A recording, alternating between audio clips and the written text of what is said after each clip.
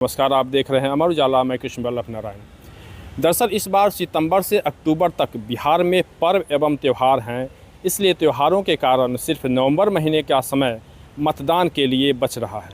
हालांकि राष्ट्रीय जनता दल समेत विपक्षी दलों ने 2 चरणों में मतदान कराने के लिए भारत निर्वाचन आयोग से अपील की है, जबकि सत्ताधारी भारतीय जनता पार्टी और जनता दल यूनाइटेड ने एक ही चरण में मतदान करने की सलाह दी है।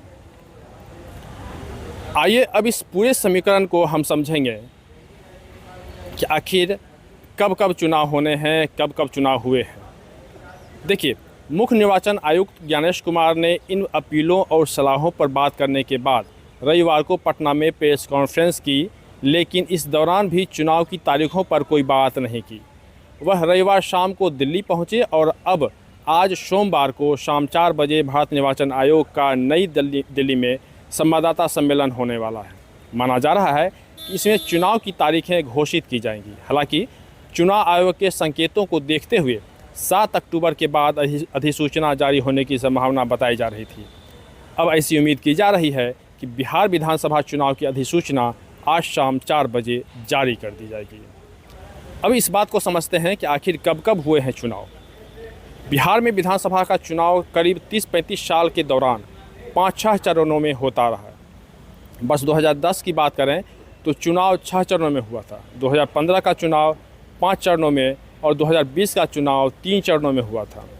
इस बार मतदाताओं के विशेष गहन पुनरीक्षण के कारण दुर्गा पूजा के पहले चुनाव की बाकी तैयारियां नहीं हो सकी थी। इस महीने दीपावली और फिर लोक आस्था का महापर्व छठ भी है। ऐसे में 27-28 तारीख तक मतदान की संभावना नहीं है।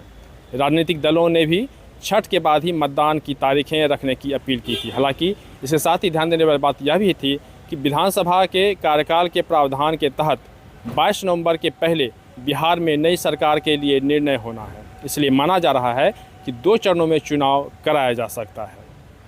अब इस बात को समझते हैं कि आखिर बिहार में कब कब चुनाव की अधिसूचना जारी की गई। देखिए, देश के मुख्य चुनाव आयुक्त ज्ञानेश कुमार रविवार को पटना से लौटे।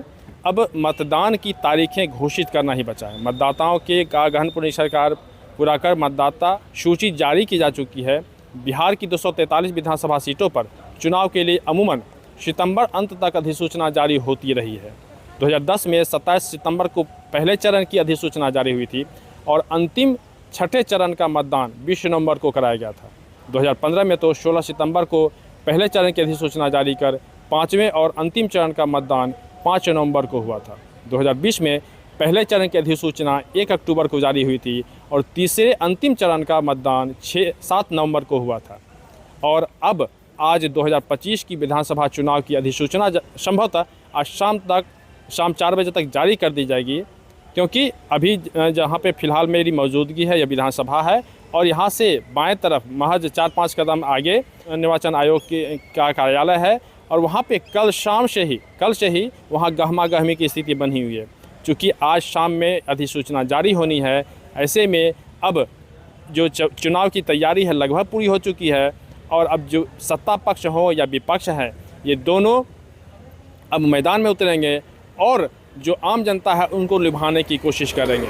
देखिए, आज मुख्यमंत्री नीतीश कुमार ने भी यहाँ पे पटना में मेट्रो का उद्घाटन भी किया है।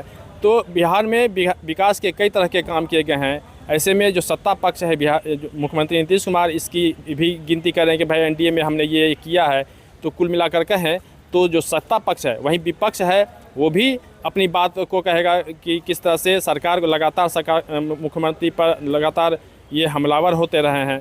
तो ऐसे में अब देखना होगा कि जो चुनाव की जो स्थिति है अब आज शाम 4 बजे अधिसूचना जारी होने के बाद ही देखने वाली बात होगी कि बिहार में आखिर अब किसकी सरकार बनती है।